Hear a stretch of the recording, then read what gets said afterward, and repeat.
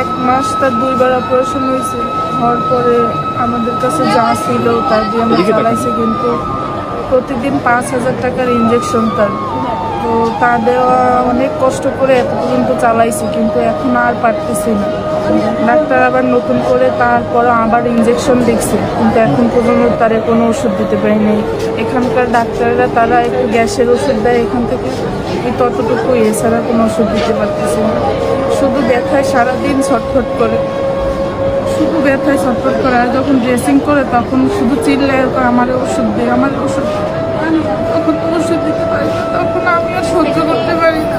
যখন চিল্লা পাল্লা করে আমার মনে হচ্ছে আমি দূরে অন্য জায়গায় যাই বসে থাকি, তখন আমি অন্য জায়গায় বসে থাকি, তার কারণে আমি সহ্য করতে পারি না।